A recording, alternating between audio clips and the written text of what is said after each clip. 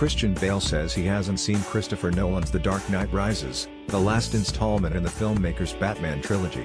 Since 2012's Aurora shooting, the actor became a global star by playing Bruce Wayne, aka Batman, in Batman Begins in 2005, the first live-action Batman-related movie to hit theaters since Joel Schumacher's much-maligned Batman and Robin in 1997. The film earned overwhelming critical praise, became a commercial success, and spawned a sequel 3 years later.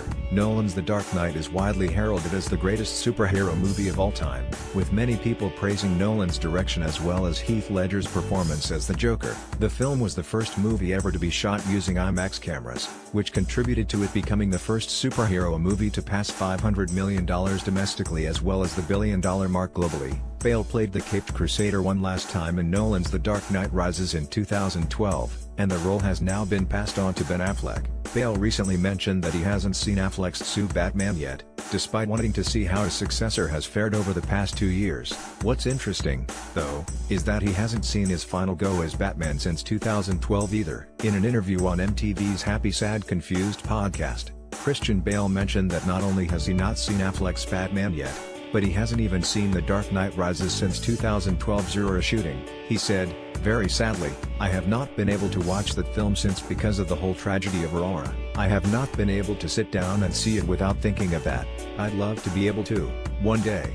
For those that don't know, on July 20, 2012, a gunman, wearing a gas mask that some reporters attributed to him attempting to look like Tom Hardy's Bane, opened fire inside an auditorium at a Century 16 movie theater in Aurora, Colorado. During a midnight screening of Nolan's The Dark Knight Rises, the gunman, James Egan Holmes, killed 12 people and injured 70 others. It was the deadliest mass shooting in the state of Colorado since 1999's Columbine massacre, and it's currently the 17th deadliest mass shooting in United States history.